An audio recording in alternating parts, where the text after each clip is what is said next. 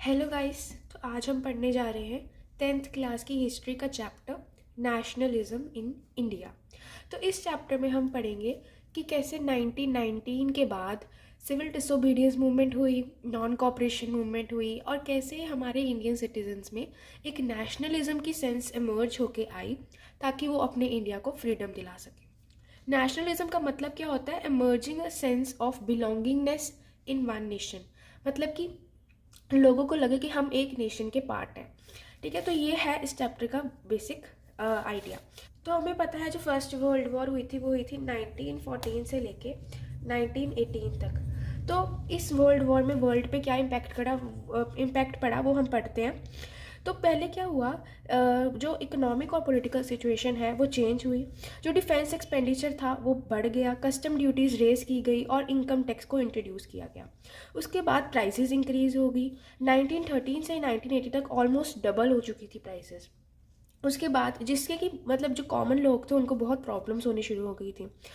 Then जो villagers के लोग थे उनको फोर्सफुली रिक्रूट किया जा रहा था आर्मी के अंदर, क्योंकि उस टाइम आर्मी की बहुत ज़्यादा ज़रूरत थी। और इससे क्या हुआ, विलेजेस में बहुत ज़्यादा एंगर स्प्रेड होना शुरू हो गया, लोग गुस्सा होना शुरू हो गए क्योंकि उनको फोर्सफुली रिक्रूट किया जा रहा था।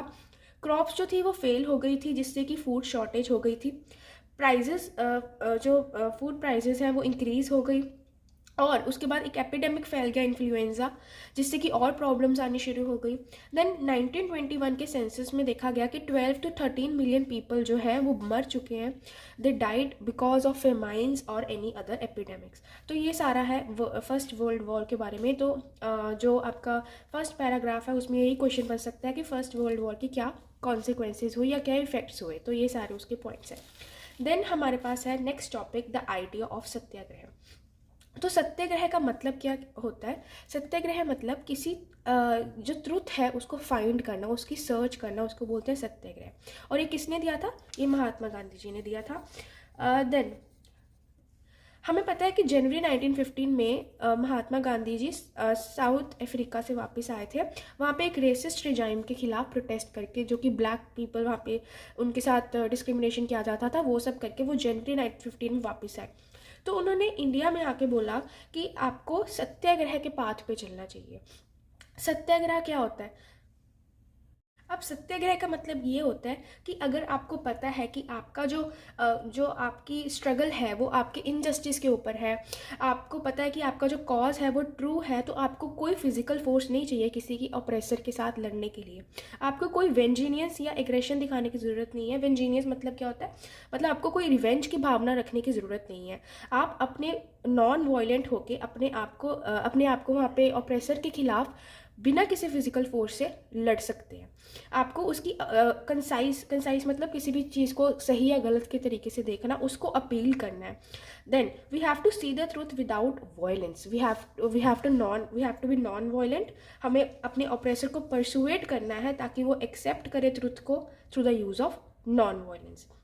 और उन्होंने बोला कि अगर आप इस सत्याग्रह के पाथ पर चलेंगे तो आपका जो ट्रुथ है वो डेफिनेटली ट्रियम्फ करेगा। Then then he said that this idea of satyagraha, this dharma of non violence will unite all the Indians and we don't need any physical force और we don't need any like harsh और violent measures to win over the oppressor. Then इसके next paragraph में है 3 cases पढ़ेंगे हम 1916, 1917 और 1918 में, जहाँ पे महात्मा गांधी 3 जगहों पे जाके उन्होंने हेल्प की थी लोगों की। तो पहले तो है चंपारण में, ये कहाँ पे है? बिहार में, जहाँ पे गांधी जी गए थे। और जो पीजेंट्स थे वहाँ पे, जो फार्मर्स थे, वो स्ट्रगल कर रहे थे उनका ऑपरेसिव प्लांटेशन सिस्टम्स क्योंकि वहाँ पे जो प्लांटेशन सिस्टम था उनके ऊपर कैसे ज़मींदार का रूल था, तो वो उनको बहुत ज़्यादा ऑपरेस कर रहे थे। तो वो बिहार पे गए चंपारण में उनको हेल्प करने, महात्मा गांधी। देन खेड़ा डिस्ट्रिक्ट में, ये कहाँ पे है? This is in Gujarat.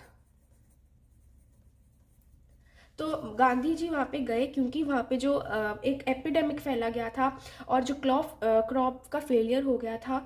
और जो वहाँ पे जो वो थे पीजेंट्स थे उनको बोला जा रहा था कि आपको वहाँ पे रिवेन्यू देना है, आपको चाहे वहाँ पे क्रॉप फेलियर हो गया या एपिडेमिक हो गया, लेकिन आपको रिवेन्यू देना है। तो वो बोल रहे थे कि हम रिवेन्यू नहीं दे सकते और चाह रहे थे कि जो उनका रिवेन्यू है उनको कैंसिल कर दिया जाए, इसलिए गांधी जी वहाँ पे उनकी हेल्प करने गए थे। देन लास्ट महात्मा गांधी 1918 में अहमदाबाद में गए थे to organise a satyagraha movement. तो ये यहाँ पे सत्याग्रह मूवमेंट को ऑर्गेनाइज करने के लिए वहाँ गए थे। किनके लिए थी ये? कॉटन मिल वर्कर्स के लिए, ठीक है। तो कॉटन मिल वर्कर्स के लिए वहाँ पे एक सत्याग्रह मूवमेंट लाने के लिए वो अहमदाबाद में गए। ये 3 केसेस हैं इस पैराग्राफ में। देन वी नेक्स्ट है हमारे पास द राउलेट एक्ट, और ये कब पास हुआ था? 1919 में। कब किसने पास किया था? इंपीरियल लेजिस्लेटिव काउंसिल में, despite the United opposition of the Indian members. Indian लोगों ने बोला कि हमें ये एक्ट नहीं चाहिए, बट हरिडली इस एक्ट को पास किया गया था। अब इस एक्ट के अंडर क्या होगा? अब गवर्नमेंट के पास बहुत ज़्यादा पावर आ गई ताकि वो कोई भी पॉलिटिकल एक्टिविटीज़ को रोक सकते हैं, रिप्रेस कर सकते हैं। Then they can allow the detention of the political prisoners without trial for 2 years। इसका मतलब कि वो जो पॉलिटिकल प्रिजनर्स हैं उनको 2 सालों तक कस्टडी में ले सकते हैं। कस्टडी में, डिटेंशन मतलब कस्टडी में, विदाउट ट्रायल मतलब विदाउट एनी केस वो इनकी अरेस्ट कर सकते हैं। तो इससे जो इस एक्ट के बाद बहुत ज़्यादा प्रोटेस्ट होने शुरू हो गए, लोगों ने इसको देवर अगेंस्ट दिस एक्ट। और फिर महात्मा गांधी ने बोला कि हम 6 अप्रैल को एक हड़ताल के साथ इस एक्ट के खिलाफ एक non violent civil disobedient movement launch करेंगे। तो क्या हुआ, उसके इफ़ेक्ट्स क्या क्या हुए? रैलीज ऑर्गेनाइज की गई, स्ट्राइक्स हो गई, रेलवे वर्कशॉप्स बंद कर दी गई, शॉप्स बंद हो गई। देन क्योंकि अब इतना ज़्यादा प्रोटेस्ट चल रहा था, को ब्रिटिश को लगा था कि जो रेलवे लाइंस हैं या कोई भी कम्युनिकेशन नेटवर्क्स हैं, टेलीग्राफ है, उनको बंद कर देंगे ये लोग। तो उन्होंने British started to clamp down the nationalist, मतलब उन्होंने इनको दबाना शुरू कर दिया, इनको रोकना शुरू कर दिया। Local leaders were picked up from Amritsar. लोग मतलब कि जो भी प्रोटेस्ट कर रहे थे लीडर्स, उनको अमृतसर से ले जाने लगे। गांधी जी को दिल्ली में एंटर नहीं करने दिया। फिर 10 अप्रैल को अमृतसर में पुलिस ने क्या किया? उन्होंने पीसफुल प्रोसेशन किया। पीसफुल प्रोसेशन मतलब एक तरह की परेड की, provoking the wide spread attacks on banks, post offices and railway station. मतलब वो चाह रहे थे कि लोग जो हैं वो पोस्ट ऑफिसेज, बैंक्स पे, रेलवेज पे अटैक्स करें। तो मार्शल लॉ इम्पोज हुआ था और जनरल डायर ने वहाँ पे सिचुएशन संभाली। मार्शल लॉ क्या होता है? मार्शल लॉ मतलब जब आर्मी डायरेक्ट रूल, आर्मी का मतलब पुलिस की ज़रूरत ना हो और आर्मी जो है वो डायरेक्टली सिचुएशन को संभालने के लिए है, उसको बोलते हैं मार्शल लॉ। तो ये था हमारा राउलेट एक्ट। नेक्स्ट है हमारे पास बहुत important topic, Jallianwala Bagh massacre. ये कब हुआ था? 13 अप्रैल को। अब इसकी स्टोरी क्या थी कि जब मार्शल लॉ इम्पोज हो गया था, हमने पहले पढ़ा राउलेट एक्ट में मार्शल लॉ इम्पोज हो गया था, तब क्या हुआ 13 अप्रैल को वैसे तो कुछ लोग उसी चीज़ को प्रोटेस्ट करने के लिए जलियांवाला बाग में इकट्ठे हो रहे थे और कुछ नॉर्मली बैसाखी फेयर को सेलिब्रेट करने के लिए यहाँ पे जा रहे थे। अभी उनको नहीं पता था, कुछ को पता था, कुछ को नहीं पता था कि वहाँ पे मार्शल लॉ इम्पोज हो चुका है। देवर अनअवेयर। सो वहाँ पे जो जनरल डायर था, जिसको कि उस सिचुएशन को संभालने के लिए बोला गया था, उसने क्या किया? उसने सिटी को वहाँ से जो एरिया था उसको ब्लॉक किया। वो जलियांवाला बाग को उसने ब्लॉक करके उनको he shot all the people, killing thousands of the people there. And उसका मोटिव क्या था? उसने बाद में बताया कि to promote the moral effect, to create in the minds of satyagraha a feeling of terror, ताकि उसको लगे कि ये ज़रूरी था। उसने बोला कि मुझे ये करना ज़रूरी था ताकि जो सत्याग्रह थे, जो ये प्रोटेस्ट करने आ रहे थे, उनको वो डरना शुरू हो जाए, उनको लगे कि हाँ हम प्रोटेस्ट नहीं कर सकते। तो ये जो है ये बहुत इंपॉर्टेंट है। उसके बाद इसके इफ़ेक्ट क्या हुए? पहले तो नॉर्थ इंडिया में इसके सबसे ज़्यादा इफ़ेक्ट प्रोड्यूस हुए, अमृतसर में ये हुआ था। तो क्या हुआ, जो क्राउड्स थे वो स्ट्रीट्स पे आ गए थे प्रोटेस्ट करने के लिए कि हमें अब ये जो हुआ है ये गलत हुआ है। There were strikes, there were clashes with the police and attacks on the government building. लोगों ने गवर्नमेंट की बिल्डिंग्स के ऊपर क्लैश करना शुरू कर दिया, स्ट्राइक्स हुए। बट गवर्नमेंट ने ब्रूचुअल रिप्रेशन की, गवर्नमेंट ने उनको बहुत ज़्यादा बुरे तरीके से रोका, उनकी ह्यूमिलेशन की और उनको बोला कि जो सत्याग्रहीज हैं उनको अपनी नाक जो है वो ज़मीन पर रगड़नी चाहिए, उनको सल्यूट करना चाहिए। किनको? साहिब्स को, मतलब जो भी उनके गवर्नमेंट ऑफिशियल्स हैं उनको सल्यूट करें। लोगों को मारा गया, विलेजेस को बॉम्ब किया गया। इतना ज़्यादा प्रोटेस्ट देखने के बाद गांधी जी ने ये जो मूवमेंट थी इसको रोक दिया, इनको मूवमेंट को कॉल ऑफ कर दिया। अब क्या हुआ, बट रॉलेट एक्ट जो था ये बहुत ज़्यादा प्रोटेस्ट तो हुआ ही था, लेकिन जो ये उनकी गांधी जी ने जो सत्याग्रह लगाई थी वो पूरे इंडिया में स्प्रेड नहीं हो पाया। तो गांधी जी चाहते थे कि एक ब्रॉड बेस्ड मूवमेंट स्प्रेड हो ताकि पूरा इंडिया जो है उसमें इन्वॉल्व हो सके। ही ऑल्सो वॉन्टेड कि जो हिंदूज मुस्लिम्स हैं वो इकट्ठे आके यूनाइट होके इस प्रोटेस्ट में पार्टिसिपेट करें।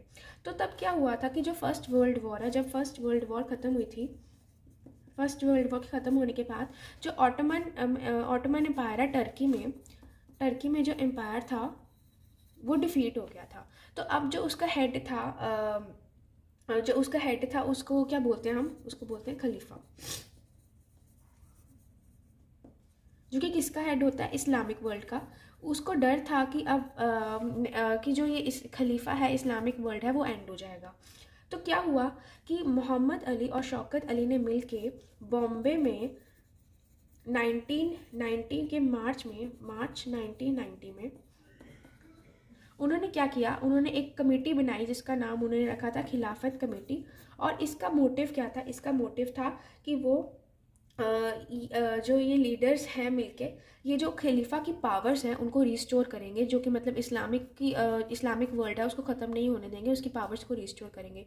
तो गांधी जी ने ये हो रहा था खिलाफत कमेटी का, इसको बहुत अच्छे तरीके से लिया। उन्होंने बोला ये हमारे पास अपॉर्चुनिटी है, हमारे पास ये अपॉर्चुनिटी है ताकि हम मिल के एक हिंदू मुस्लिम्स का यूनाइट करके होके हम एक मूवमेंट ला सकते हैं। इसके बाद जब गांधी जी को ये लगा कि एक अम्ब्रेला यूनिफाइड मूवमेंट हो सकती है, तो उन्होंने कलकत्ता सेशन में कब सितंबर 1920 में उन्होंने कांग्रेस के बाकी के लीडर्स को कन्विंस करके उन्होंने ये खिलाफत कमेटी के साथ मिलके उन्होंने ये मूवमेंट जो है शुरू की और उन्होंने बोला कि हम स्वराज इंडिया में लेके आएंगे। नेक्स्ट है हमारे पास वाई नॉन कॉपरेशन मूवमेंट। तो इसमें पहले आता है हिंद स्वराज का, जो ये बहुत इंपॉर्टेंट है। ये बुक लिखी थी महात्मा गांधी ने 1909 में, और इसका जो थीम है वो बहुत इंपॉर्टेंट है। इसका जो थीम है वो एक मार्क के लिए बहुत इंपॉर्टेंट है। इसका थीम क्या है कि अगर जो ब्रिटिश रूल है वो इंडिया में वो इंडियन की कॉपरेशन से ही बना है। अगर इंडियंस रिफ्यूज़ कर दें कॉपरेशन के लिए, अगर इंडियंस रिफ्यूज़ कर दें तो जो ब्रिटिश का जो रूल है वो ऑटोमेटिकली यहाँ पे डिसेबल हो जाएगा, they will just break the rule. और अगर इंडियंस कॉपरेट करते जाएंगे तो ये रूल जो है वो कभी ख़त्म नहीं होगा।